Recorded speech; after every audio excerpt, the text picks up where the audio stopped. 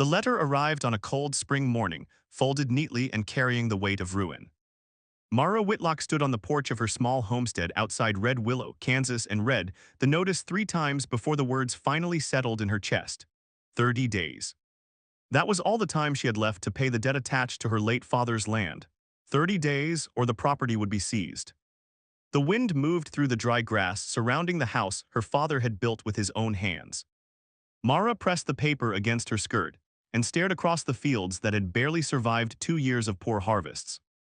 She was 29 years old, unmarried, and entirely responsible for the place. Most people in town already believed the outcome was certain. A woman alone could not keep a homestead. At least that was what they said when they thought she couldn't hear. Mara folded the notice and returned to work. There was fencing to repair, a vegetable patch to tend, chickens to feed. Worry would not keep the land. Work might. 3 days later, she traveled into town to purchase supplies. The general store was crowded with ranchers discussing cattle prices. Mara stepped inside and immediately felt the familiar sensation of being overlooked. No one was rude, they simply looked through her, as if she were temporary. As if her failure had already been decided, she collected nails and lamp oil before reaching the counter. The storekeeper glanced at her. "You hear about the bank?" Mara nodded. "Everyone has," he shifted awkwardly. "Sorry about your situation." Before she could answer, another customer stepped forward, a tall man carrying several wooden toolboxes. The boxes slipped from his grasp. One crashed against the floor. Without hesitation, Mara bent to help. "So did I," she said. The man looked surprised. Then he smiled slightly. "Thank you." His voice was calm and steady. Together they gathered the scattered tools. The storekeeper cleared his throat. "Mara Whitlock, this is Owen Mercer." The man offered a respectful nod. "Pleasure to meet you." She returned the nod. "You too." Nothing remarkable happened, no dramatic moment, no spark. Only a brief exchange between two hardworking strangers. Yet as Mara left the store, she noticed Owen helping an elderly farmer load lumber into a wagon. No one had asked him, he simply did it. The image stayed with her longer than she expected. A week later, trouble arrived. One of Mara's fence lines collapsed after a storm. Several chickens escaped. Half a day disappeared chasing them. By sunset, she stood in the mud studying the damage. Repairing the fence alone would take days, days she could not spare. The sound of wagon wheels approached. She turned. Owen Mercer sat on a supply wagon. He slowed beside the property. "Fence trouble?" "A little." He examined the broken posts. "A little?" She almost laughed. "Fine, more than a little." Owen climbed down. "I'm delivering cabinets to the Parker Ranch." Mara nodded. He looked toward the damaged section. "I have an hour before supper." She immediately shook her head. "I can't pay for help." "I didn't ask for payment." The answer caught her off guard. Owen removed his coat and walked toward the broken fence. For a moment, Mara simply stared, then she followed. They worked in silence, the kind of silence that felt comfortable rather than awkward. Owen drove posts into the ground, Mara stretched wire. The sun slowly lowered across the prairie. At one point she noticed his hands, scarred, weathered, the hands of someone who earned everything he owned. Eventually the final section stood straight again. Mara wiped dirt from her palms. "You didn't have to stop." Owen gathered his tools. "Maybe not." "Then why did you?" He considered the question. "Because you needed help." The answer was so simple it left her speechless. Most people always wanted something, favor for favor, debt for debt. But Owen seemed unconcerned with keeping score. He climbed onto the wagon. "Good evening, Miss Whitlock." "Mara is fine." A faint smile appeared. "Good evening, Mara." He drove away. She watched until the wagon disappeared beyond the hill. Over the next few weeks their paths crossed repeatedly. At church, at the blacksmith, near the feed store, always brief conversations, always respectful, never forced. Meanwhile, Mara's situation worsened. The bank refused to extend the deadline. Her savings remained painfully small. Every night she calculated figures by lantern light. Every night the numbers stayed the same. She was running out of time. One evening she sat alone on the porch watching darkness spread across the fields. The future felt smaller than ever. The land represented her father's memory, her entire life. If she lost it, what remained? The sound of hoofbeats interrupted her thoughts. Owen rode into the yard carrying a small wooden crate. "I was passing through." Mara stood. "At this hour." His eyes softened slightly. "I heard your hens weren't laying." She blinked. "How do you know that?" "Small town." He handed over the crate. Inside were supplies for repairing the chicken coop. Nothing expensive, nothing extravagant, just practical materials. Mara looked at him. "You keep helping me. You keep needing help." Despite everything, she laughed. The sound surprised both of them. For a moment neither spoke. The evening air felt strangely lighter. Then Owen glanced toward the darkening horizon. You don't have to carry everything alone. The words settled deep inside her, not because they solved anything, not because they changed the debt, but because someone had finally noticed how heavy the burden had become. As Owen rode away beneath the fading sunset, Mara remained standing on the porch holding the crate against her chest. For the first time in many months, she felt something she had nearly forgotten. Not certainty, not safety, just the quiet possibility that she was no longer facing the future entirely alone. Summer arrived with heat, dust, and hard decisions. The bank's deadline now stood less than 3 weeks away. Mara worked from dawn until long after sunset. She sold eggs, vegetables, hand-sewn quilts, anything that might bring a few additional dollars. Still, the amount she owed seemed impossibly large. One morning Owen appeared at the property carrying measuring tools and several boards. Mara met him near the barn. What are those for? He looked toward the old smokehouse. The roof is failing, she sighed. I know, it'll collapse by winter. I know that too, Owen nodded. Then let's fix it, she crossed her arms. You always say let's. His expression remained calm. That's because one person can only do so much. Before she could argue, he started unloading lumber. Soon Mara found herself helping, again. The work lasted 3 days. Together they repaired beams, replaced boards, and strengthened the structure. During those hours they spoke more than they ever had before. Not about romance. Not about dreams, about life. Mara learned Owen had once planned to leave Kansas and establish a carpentry business in Denver. Instead, he stayed behind when his younger sister became widowed. For years he helped raise her children. Family came first, always.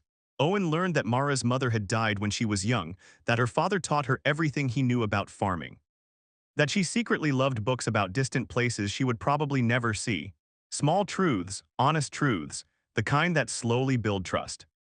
One afternoon they stopped for water beneath a cottonwood tree. Owen studied the fields. Your father did good work. Mara looked surprised. You never met him, I can tell. She glanced across the property.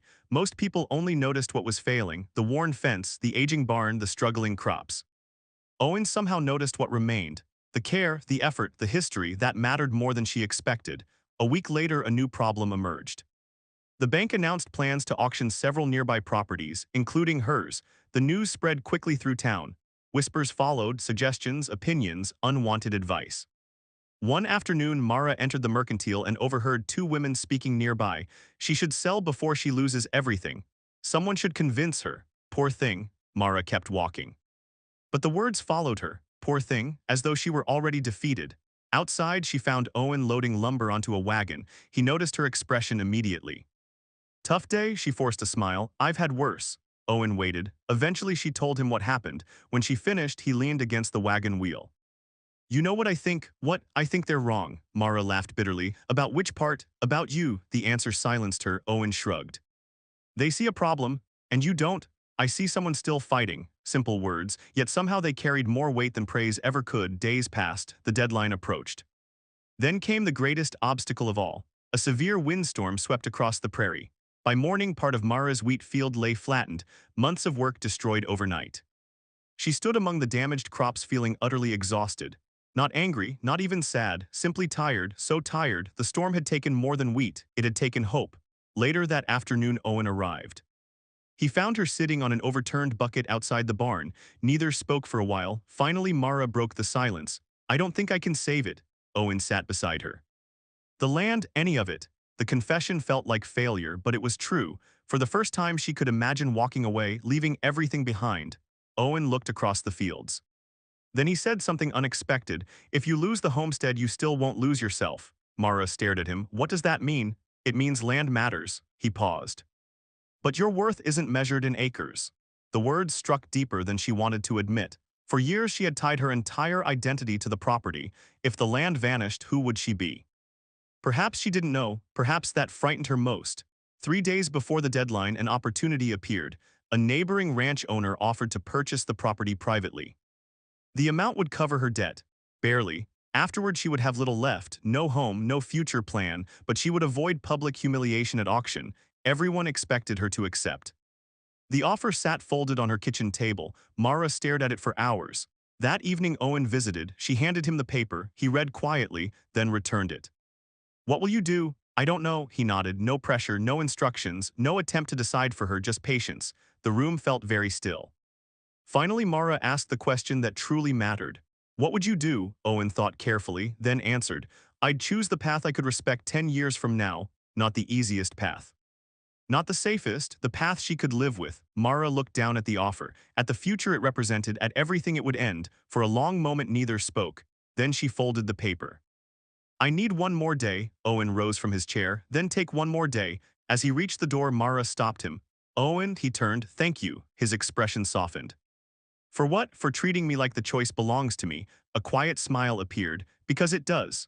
As the door closed behind him, Mara remained alone with her decision. But for the first time, the decision felt like hers. And that changed everything. The morning before the deadline dawned clear and bright. Mara woke before sunrise and walked the length of her property. She visited the barn, the fields, the creek where she had played as a child. Every corner held memories. Every acre carried part of her story. Yet as she walked, a realization slowly formed. She had spent months fighting to keep the land, but somewhere along the way she had forgotten why. Not for pride. Not for appearances, for belonging, for purpose, for home. Those things mattered, but they were not trapped inside the property lines. By the time she returned to the house, her choice was made. The next afternoon, townspeople gathered at the bank. The auction was scheduled to begin at noon. Mara arrived alone. Whispers followed immediately. People expected tears, defeat, embarrassment. Instead, they found a woman standing calmly beneath the Kansas sun. The bank manager stepped forward. Miss Whitlock, have you reached a decision? I have. The crowd quieted. Mara drew a breath. Then announced that she would sell a portion of the unused northern acreage rather than surrender the entire homestead. The smaller sale had been negotiated that morning. It would cover the debt. The remaining land would stay hers. The bank manager reviewed the documents. After several tense moments, he nodded. It appears everything is in order. A murmur spread through the crowd. Some looked surprised, others disappointed. Mara felt neither triumph nor revenge, only relief. She had found a way forward, not a perfect one, but an honest one, and it had been her choice. That evening she returned home exhausted. A figure waited beside the gate. Owen, he removed his hat. How did it go? A smile appeared on Mara's face. I kept the house. For perhaps the first time since they met, genuine happiness flashed across Owen's features. Good, just one word, yet it carried enormous warmth. They walked slowly toward the porch. The sky glowed orange and gold above the prairie. After a while, Owen stopped. There was something I wanted to ask. Mara looked at him. His calm confidence seemed less certain than usual. I've been thinking about it for weeks. She waited. Owen took a breath. I don't know what the future looks like. Neither do I. Good. That earned a laugh. Then he continued. But I know I respect you. The smile faded, not from discomfort, from emotion. I trust you. He met her eyes. And I'd like to build a future with you if that's something you'd ever want. No grand declaration, no dramatic speech, just honesty. The kind that had always defined him. Mara felt tears threaten unexpectedly, not because of romance, because she finally understood what mattered. Owen wasn't offering rescue. He wasn't offering ownership. He wasn't trying to solve her life. He was offering partnership, a place beside him, an equal future. The choice remained hers just as it always had. She stepped closer. I'd like that too. For a moment neither moved. Then Owen smiled. A real smile, warm and unguarded, the sort of smile rarely seen because it had been earned. The months that followed brought steady change. Not sudden happiness, not perfection. Life remained life. There were droughts, broken tools, long days, unexpected expenses. But there was also shared work, shared meals, shared burdens. The following spring they married in the small church near town. Nothing extravagant, family, friends, simple vows, meaningful promises. Afterward they returned to the homestead together. Their home, not hers, not his, theirs. Years passed. Children arrived, first a daughter named Eliza, then a son named Nathan. Laughter filled rooms that had once known only silence. The property slowly improved. New fences appeared. A larger barn, healthier crops, signs of patient labor rather than sudden success. Visitors often remarked on the atmosphere of the place. There was something different about it, a feeling difficult to describe, warmth perhaps, or belonging, maybe both. Mara understood the reason. Every board, every field, every improvement had been built through partnership. Not control, not sacrifice of one person for another, two people choosing the same future, again and again. Many years later, on a summer evening, Mara stood on the porch watching the sunset paint the prairie gold. Children raced through the yard. Grandchildren followed behind them. The sound of laughter drifted across the fields. Owen sat nearby repairing a wooden toy wagon. His hair had turned gray, so had hers, yet some things remained unchanged. The steady kindness in his eyes, the quiet strength in his character, the certainty that she was seen, truly seen. Owen looked up from his work. "You coming?" Mara smiled. In a minute, she gazed across the land one final time. The homestead was smaller than it had once been, but somehow richer, because the true inheritance had never been acres, it had been dignity. Choice, trust, and the courage to build a life beside someone who respected all three. As twilight settled over the prairie, Mara walked down from the porch and joined the family gathered beneath the cottonwood tree. Children played in the fading light while lanterns glowed softly among the branches. Owen reached for her hand, and she took it without hesitation. Around them stood a home built not by fortune, but by loyalty and years of shared effort. The prairie stretched endlessly beyond, touched by the last golden light of day, and in that quiet moment, surrounded by family belonging. And the legacy of choices freely made, Mara knew she had not simply saved a homestead. She had found the future she once believed was lost forever.